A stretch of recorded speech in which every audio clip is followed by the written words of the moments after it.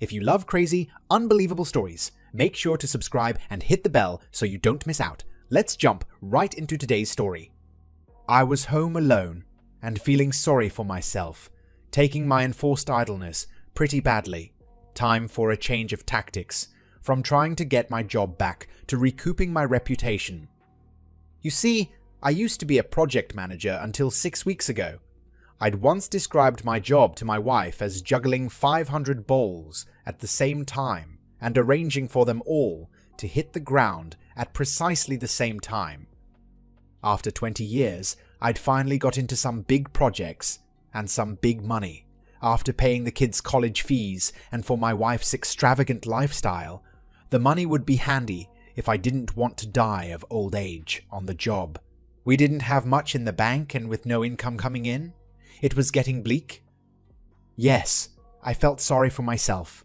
The last project went badly wrong when the main contract company went belly up. I'd had a friend, still within the company, get the minutes of the board meeting where I'd urged them not to go for the cheapest tenderer, but they were no help.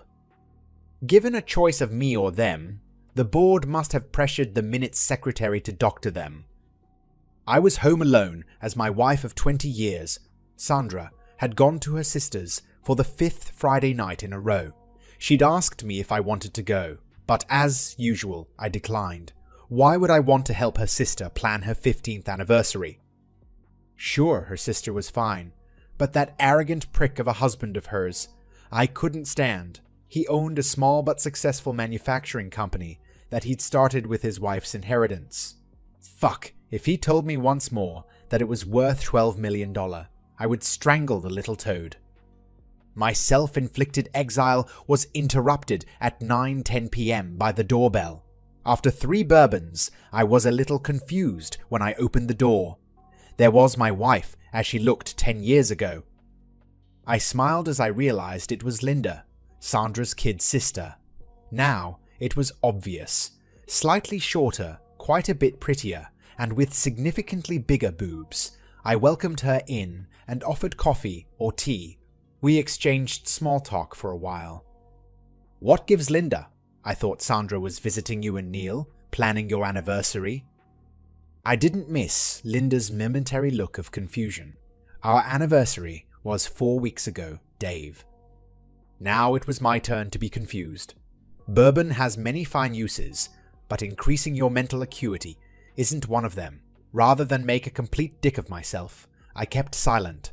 Linda obviously had things on her mind. Look, I know you didn't want Neil or I to mention anything to you. I guess I can understand you would find it a bit embarrassing, but I just wanted to thank you for your and Sandra's gift personally. It's the most generous, thoughtful present I can imagine, and we are very grateful. I relegated my previous thoughts to the slightly bemused category. Now I was confused. What are you talking about, Linda? Well, if you want to play the denial game, I can play along. I'm not sure exactly what Sandra has told you. Gosh, it's a bit embarrassing. She paused to compose herself, obviously not prepared for my reactions so far.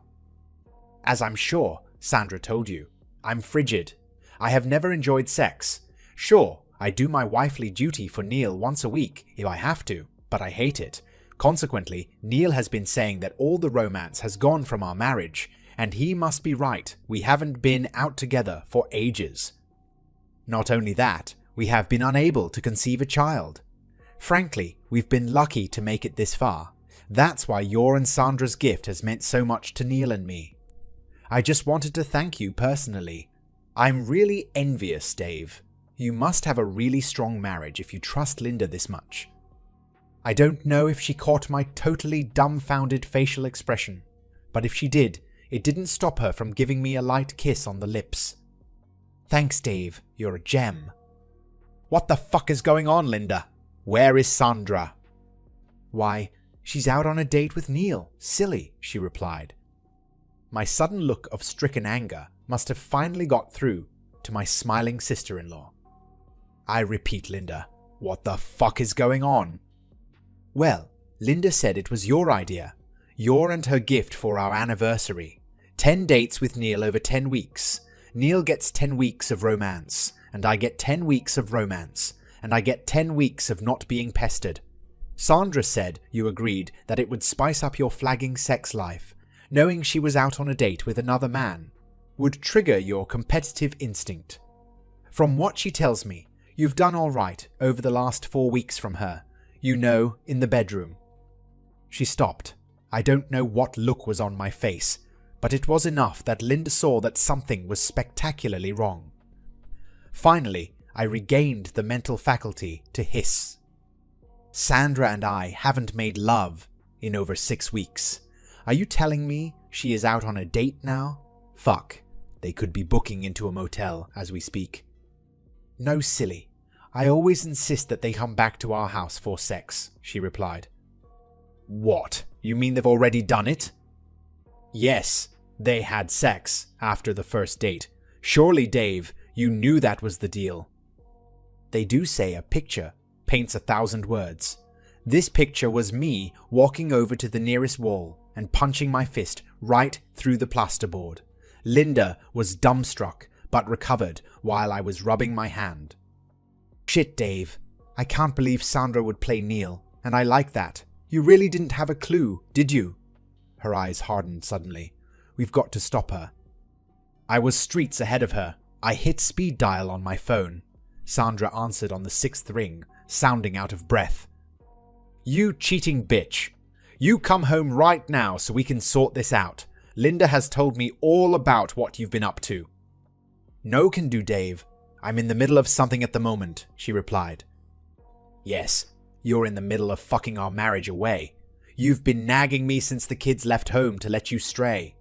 Well, the answer was no then, and it's still fucking no now.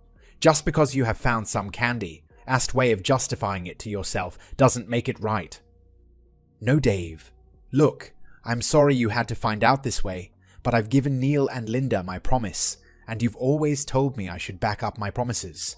In another 5 weeks, it will all be over and we can go back to normal. If it's a problem, then maybe I can ask them if they can release me from my bond, but it will be up to them. I can't fucking believe this. Get home right now, I shouted. No, Dave. A promise is a promise. Anyway, you don't own me. I can do what I like. The call then disconnected. Quick, Linda. We've got to get over to your place. I've got to stop this shit. You drive. I'm over the limit. By the time we got there, the house was empty. Signs of a hasty departure were everywhere. Linda looked almost as sad as I felt. I've got an idea. I'll ring Neil and tell him what she's up to. No way will he keep going if he knows you didn't approve. Both their phones went straight to the message bank for the next few hours. At about 2 a.m., I went home. Linda was as devastated as I was by her complicity in my betrayal. I made her promise to tell her husband that he didn't have my blessing, to screw my wife, and to make it clear that she was withdrawing her blessing. The deal was definitely off. By lunchtime Sunday, neither Linda nor I had heard from our spouses. Neither were they answering their phones. That left me plenty of time to ponder. Shit, what else could I do? Sleep was out of the question. Where had our marriage gone off the rails? As far as I knew, we enjoyed a normal, healthy union. By Sunday afternoon, I realized that by waiting at home, like a supplicant, I was making myself feel powerless. I packed a couple of bags and moved to a motel. I heard nothing from anyone till Monday afternoon, when Linda rang. Dave, Neil came back last night. I asked him where he'd been, and he said that, after you rang Sandra on Friday night, they moved to a motel. Dave, Neil heard everything when you rang. He knew already that you weren't in on the plan. I asked him why he'd done it, and he said... She paused and sobbed for a while. He said I was such a dead root that he wasn't going to give up the chance of a quality piece of ass like Sandra. Oh, Dave, it was so hurtful. I made him promise not to see Sandra again, though. I recorded the conversation on my phone in case you didn't believe me. Of course. I believe you, Linda. Save the recording anyway. It may come in handy. I also went to see Sandra today. She was nasty as well. Said that if I'd been a proper woman, I would have been able to keep my husband under control. That bitch has always bullied me. I asked her if she'd spoken to you, and she said she was going to wait until you got over your hissy fit and crawled home. Dave, she's going to bluff you out. I'm so upset and embarrassed about everything. I don't know what to do. Don't do anything, Linda. I'm seeing a lawyer tomorrow. Maybe after that things might be clearer. Well, I have to say, the lawyer's visit wasn't encouraging. Sandra would get half of everything we owned. The only gem I got from him was right at the end. I didn't understand what he was trying to say at first. He explained that the only time he'd seen the guy come out better than even in cases such as mine was when the husband had got some juicy videos to threaten the wife with. He then quite pointedly asked if Sandra's parents were still alive and whether she attended church at all, while waggling his eyebrows at me. What a great guy! Wednesday, I snuck into my old house and set up cameras in the bedroom and lounge. They transmitted to a hard drive that I hid in the basement. According to the guy in the shop, I would only have to change batteries and download the hard drive every 4 to 5 days, depending on usage. That night, Sandra finally decided to send me a text asking when I was coming home. I replied that I'd left town for a few weeks. You're much more likely to catch a mouse if it thinks the cat is away. I was starting to feel that Sandra didn't give a shit about our marriage. I knew I no longer did. I kept in contact with Linda. On Friday night, she rang me to say that Neil hadn't come home. I offered to pick her up and we went out to dinner. They do say that misery craves company. We managed to distract each other and actually enjoyed an okay time. On the way back to her place, I told her about the cameras I'd set up, but swore her to secrecy. I asked her what she would do if she could prove Neil was cheating on her. She said probably nothing. I thought that if I could rub Neil's infidelity in her face, she may harden up and consider divorce. That was the only way I could see of getting back at the fucker besides smashing his face in. So I drove past my place, and sure enough, there was his car in my driveway. Linda cried all the way home and ran straight from the car to her house. I followed her in, tucked her in bed, and held her until she'd cried herself to sleep. I impatiently awaited Monday, which was the next safe time that I could retrieve the video footage. Linda surprised me by ringing Saturday night. She wanted to go out with me again to try to make Neil jealous. I'd nothing to lose, so I agreed. After dinner, we went dancing and had a whale of a time. I took her home at 1:30 a.m. Before we got there, Linda was getting worried that Neil may have used her absence to sneak back to Sandra, but his car was at her place. At 9 a.m. Monday, I snuck into my old house and swapped hard drives and batteries. Still with no job, I was free all day to watch them. It was well after lunch that I worked up enough courage to look. It was all a bit of an academic exercise until this point. Now, the evidence was right in my face. I found myself closing my eyes when the footage of them entering the bedroom came up. I realized I'd misaligned the camera slightly. It was only catching their top halves, but the audio was good. I opened my eyes again, a remarkably short time later, after I vaguely registered his grunts of climax. When I looked at the scene, they were lying side by side talking. I listened. Then, I excitedly rang Linda and suggested she got her ass around to my motel. She arrived within 20 minutes. Linda, you have got to see this. Linda grabbed a bottle of wine from the minibar while I fired up my laptop and started playback. I began when Sandra and Neil started their post-coital talking. When are you going to get that bimbo sister of mine served, Neil? It would be great if we could have a spring wedding, Sandra asked. My lawyer was going to file on Monday and get her served Tuesday or Wednesday lover. I don't want to delay too long. If she can get proof before then, I'm screwed with the whole prenup thing. Don't you feel a little sorry for the naive bitch? Sandra asked. Nah, there's only so long you can stay with a frigid bitch. Do you know what it's like trying to stay excited when the other person just lies there, looking like they hate every moment of it? Sandra gave a strange chuckle, but said nothing. "What about you, Sandy? Don't you feel a little something for Dave?" Neil asked. "I wish you hadn't asked that. Yes, I do feel bad. He's been a great husband and father, and he's great in the sack. But it's time to trade up. He's no longer going places, and you're already there, darling. Fuck him. Fuck them both." Linda was devastated. I wrapped her in my arms and stopped her from pouring her third glass of wine. She sobbed for a long time. I knew how she felt. I'd been there 10 days ago. She finally settled down.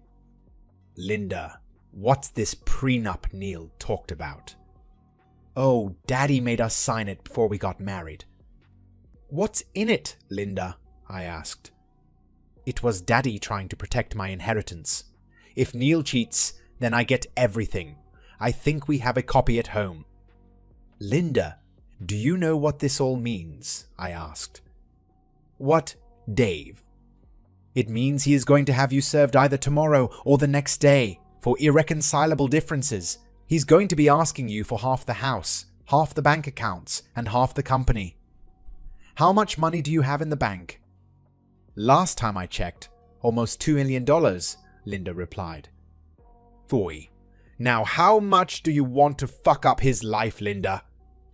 "As much as I possibly can, Dave." "What can you do?" Linda asked. "Well, it seems to me that if you countersue for adultery using my video for evidence, then he walks away with his shirt and you become a very rich divorcee with a huge bank account, a lovely house, and a $12 million company. Would you like to do that, Linda?" With a smile bigger than a used car salesman, Linda laughed. "Are the Kennedys gun shy?" "Marry me, darling, marry me." After knowing me for so long, she saw the joke in this and laughed again. We hugged once more before the mood turned serious.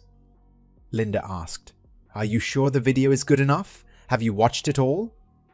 After I admitted that I'd closed my eyes during the rude bits, Linda insisted we watched it together. She held my hand to help me through it. As far as pornos went, it was a washout. It showed my darling wife and Neil stripping themselves. With no attempt at foreplay, Neil took her straight missionary. The quality was good enough to see her scowl of discomfort. 43-year-old ladies need warming up. With no finesse, he just started banging away. Sandra made all the right noises, but her face remained neutral. I almost choked when, about a minute and a half in, she actually looked at her watch behind his back. I paused the video. "Linda, is that a typical technique for Neil?" "Yes," Linda replied. "I'm going to make a guess that you were a virgin when you married." "Of course, I was Dave," Linda replied. At the risk of sounding personal, Lynn, how long is Neil's, his equipment? "About this big, Dave," she indicated with thumb and forefinger. "No, I mean when it's hard, Linda." "That is when it's hard, Dave." I couldn't stop laughing. "Well, Lynn, I think I've solved another of your problems. With no foreplay, a technique like his, and a dick that small, no wonder you don't enjoy sex. You see, Linda, I don't think you're frigid at all." "That would be fantastic, Dave. Can I go to a doctor and do some tests or something?" I stood and drew her into my arms. I breathed in her ear. Let Dr. Dave see what he can find. The next day, Linda sought and obtained an emergency meeting with her lawyer, armed with my video and 2 testimonials. He started the ball rolling. That afternoon and night, Linda and I spent playing Scrabble. Honestly, guys, what did you think we were doing? Linda was on a mission to make up for lost time. I learned that there were several positions that just didn't work. No matter how hard I tried, I just couldn't smother her screams with a pillow in some of them. Both our phones rang hot for the second evening in a row, but were ignored. Wednesday morning, Linda called Neil and told him she would be at home all afternoon. Sure enough, at 3:15 p.m., there was a knock at the door. I opened it to reveal a youngish guy in a suit. "Please come in, we've been expecting you. Linda is in the bathroom." Slightly stunned, he agreed automatically and came in. I yelled, "Linda, the process server is here with your divorce papers." While waiting, we chatted. He seemed a nice enough guy. Our coffees were half finished when Linda emerged. You know women and bathrooms. She strode over to Phil. "Yes, I'm Linda Winters. You have something I want." After Phil had done his official thing, we chatted again for a while. It turns out it was a bit of a shitty job, but the pay was good. He refused a second cup and thanked us for making it such a unique experience. Bizarre but pleasant. Linda got one of his business cards. Resisting the urge for a laugh, we left the envelope unopened on the table when we left for the motel again. I was waiting for Sandra when she got home from work that night. I used the opportunity to change out the hard drive and batteries. I shut down her half-arsed apologies and launched straight into showing her edited highlights of her home movie. She reacted with fury when I suggested that when she served me with divorce papers, they'd better be bloody generous to me or the video would go very public. She threw me out. Her careful plan had left the rails and was thundering into the ravine. The next day, Linda, I, and our new pal Phil were waiting for Neil when he got home. I stayed while Neil packed, always between him and Linda. I was itching for him to try something and he knew it. 65 minutes later, he was gone. 35 minutes later, all the locks were changed. Bank and business accounts were already frozen. Answering a call from Sandra at 9 p.m., I was slightly disconcerted by her friendly tone. She said she just wanted to apologize in person for the appalling way she'd ended our marriage. For old time's sake, I went home. There was no answer to my knocking, so I tried the door. I could hear Sandra's screams of passion echoing down the stairs. Playing their game, I walked up and looked into our bedroom. With relief, I realized that I felt nothing but contempt for what I saw. After half a minute, Sandra pretended to see me for the first time. "Aren't you going to miss this, Dave? Don't worry about me. I've got a real man to satisfy me now." "Don't sweat it, dear. Thanks to Pencil Dick here, your sister is much tighter." Ignoring the foul language and hurled objects, I beat a hasty retreat, wondering what that had all been about. My first task of my new job the next day was to fire my predecessor. Having been started with her money, the company was in Linda's name. Neil should have known his company had a strict moral code. He wrote the bloody thing after all. Knowing absolutely nothing about manufacturing, I spent the morning talking to the senior staff and appointing an interim manager. I had their full support. Like many men with small dick syndrome, Neil wasn't a likable character. I'd just finished the essentials when I was arrested. Assault on Sandra Brown and Neil Winters, apparently. I had to admire the strategy, and it explained what last night was all about. It was slightly embarrassing, being looked at as a wife-beater in the police station. I bailed myself out that same afternoon, using just about all the savings I had left in the bank. I was moderately surprised that Sandra hadn't cleaned it out already. The next day, I was served with a restraining order against Sandra, Neil, and my old house. It was valid for 6 months. I moved in with Linda while the lawyers did their thing. The sex was mind-blowing. Linda was on a mission to make up for lost time. With a stiff upper lip, I put up with the shame of extramarital sex. We'd no interest in knowing anything about what the has-beens were up to, although we heard they were no longer together. Sandra may have been willing to put up with his small dick for a rich man, but not a pauper. Linda's divorce and civil case came up first, 3 months later. Neil didn't try to fight the divorce, but, of course, fought the infidelity charge tooth and nail. He tried to claim that, as the sex between him and Sandra was done with the complete consent of Linda, it didn't constitute adultery. Sandra and he testified to that. I, of course, testified with Linda that we'd both asked them to stop when I found out, and Linda discovered I wasn't a willing participant. I can't tell you how proud of Linda I was that day. She managed to get out the whole story of her apparent frigidity and later discovered that it was all due to Neil's minuscule equipment and selfish technique with her head held high. The press gallery, attracted as always by sexual scandal, lapped it up. The recording Linda had taken of her begging Neil to stop his affair tipped the balance of power, and his petition was allotted to the scrap heap. With his integrity in tatters and his manhood smashed, Neil left town. We didn't see either Neil or Sandra for another 3 months after that. Sandra smiled at me evilly from the witness box during my assault trial. She was very convincing and had a tear in her eye as she described me finding her in bed with Neil. She knew what she was doing was wrong, but surely she didn't deserve to be beaten for it. The judge told me off when I applauded her performance at the end. Neil was slightly less convincing, as he described how he couldn't match my size and fury when I discovered him with my wife. I showed my respect for the judge this time and didn't clap. The prosecution lawyer tried to object when my guy put the recorded footage from the lounge room hidden camera into evidence, explaining why it hadn't been handed over in the discovery process. My guy apologized to the judge and explained that I'd been unable to retrieve the hard drive until yesterday as the restraining order was still in place. Actually, Linda grabbed it 2 days after I was arrested, but my guy didn't know that. I watched Sandra and Neil's faces as they watched the drama unfold. This time, I'd got the camera placement just right. It plainly showed them plotting at the kitchen table after I'd gone. They'd been smart enough to remove the bedroom camera, but I don't know if they hadn't thought to look for others or just hadn't found it.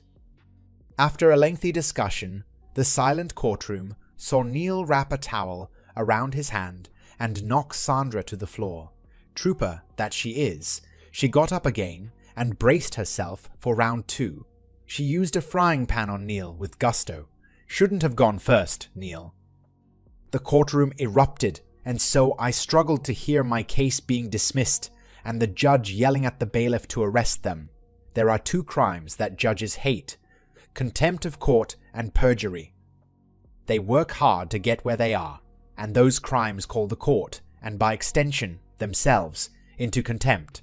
Sure, I could have released the video earlier and had them charged with conspiring to pervert the course of justice or making false statements, but I didn't.